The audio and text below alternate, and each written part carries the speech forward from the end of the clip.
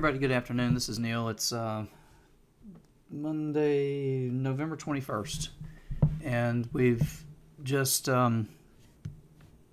started, this short holiday week where I anticipate it to be one of low volume, and on the options chain it also has us to anticipate low volatility on tight range per the implied volatility, which is very, very low, and the expected move, i.e. range plus or minus, is relatively small versus that of some recent weeks. So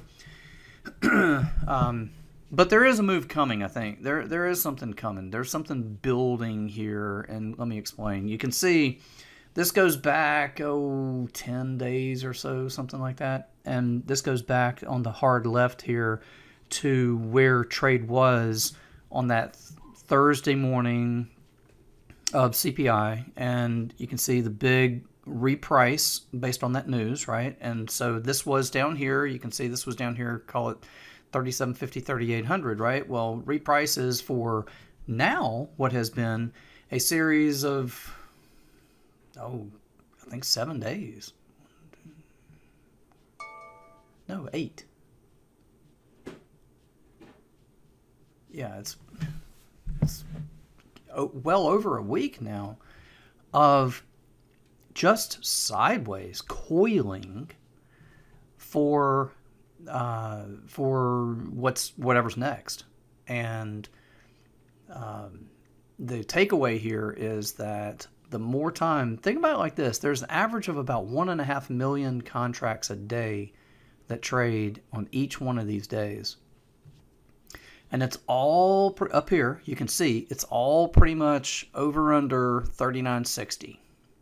I mean, there's a zone in here that one could argue, you could go to the lower edge of this down here at about 50, and you could go to the upper edge of it here, 87, unless 87 something, 8 something, right? I mean, there's a range, but it all comes to this hinge point right here, 39.60, right?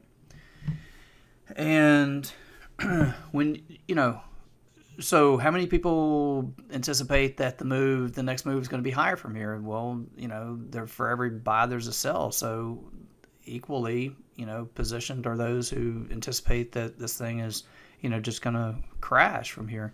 So the more time it spends here, the more transactions over under 39.60, the more energetic or kind of impactful, impulsive, impactful, meaningful the magnitude of the move you'd anticipate can be enhanced the longer you spend coiling like this. So it's coiling for the next move. All right. What's that going to be? Well, it could leave here one day, not this week. It doesn't look like it's doing anything this week, but it'll leave here one day and just either, just fly out of the hole or just absolutely fall apart. Those are two possibilities. The other is that it spikes up to then dump or spikes down to rally. That doesn't help, right? Because that just gives you, it's like, okay, great. And so it's big up or down. I mean, how's that going to help? But I got to tell you, it's doing what it's got to do for now to give the benefit of this move a consolidation for the next leg, and I think that's higher. So we'll switch screens here now and see if we can make a case for that. Right, so this test on 8/16, this was a test of the 200 period moving average on the daily. Now the 200 period is in a downward slope, and it's up here at about 49 like 90, like 87.90 or something, 40.90. So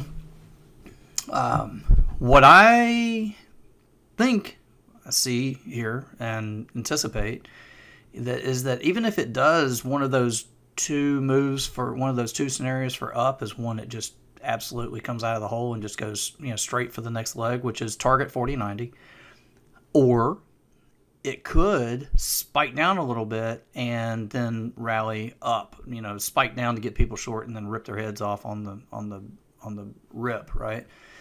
So I don't want to see it back below last Thursday's low. That to me, I think that's a meaningful, low. In other words, continue the consolidation in here, more sideways. It's gonna chop you up. If you're anywhere in that little zone that I just pointed to, that 50 by like 80, call it 7, 8, something like that.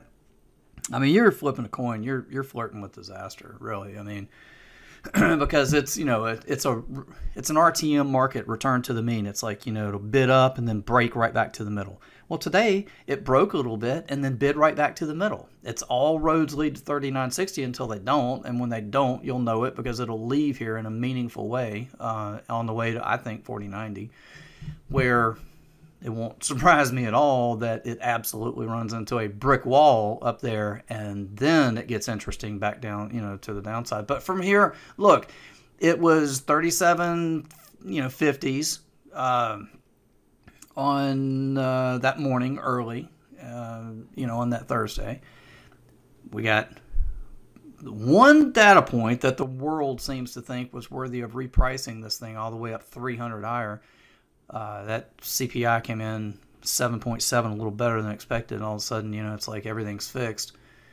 So, is it over? I mean, we got a big move. We're getting a consolidation.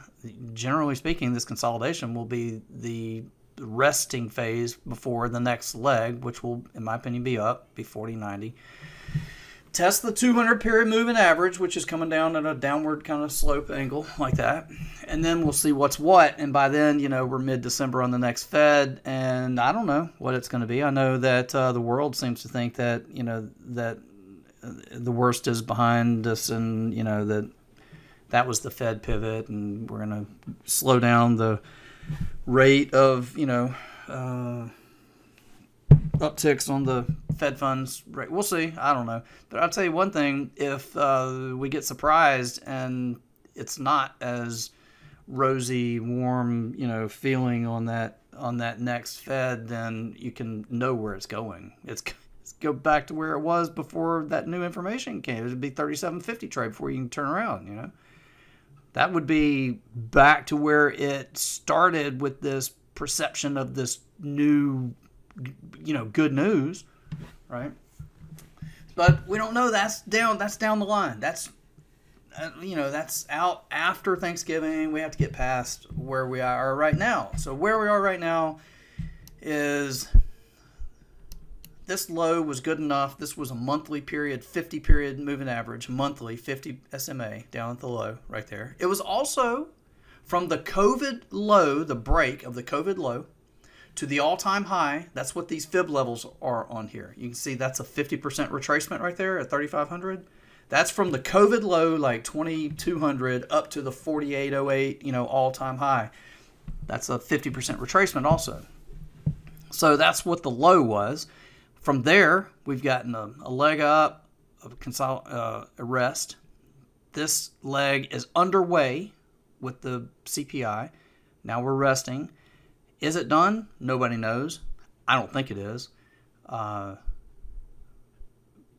It could be, but nobody knows. I don't think it is. I think it looks like there's up, rest, and then we get another.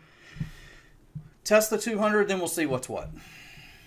But for right now, there's nothing, but coiling, building energy for whatever this next move is to be. You take your pick. 1.5 million other times, daily folks are taking their pick up or down. I've got an opinion and I'm sharing that with you, but we're about about 8 about 8 days now of building balance for for half of the participants to be wrong when the next move occurs. Look, enjoy your Thanksgiving. Don't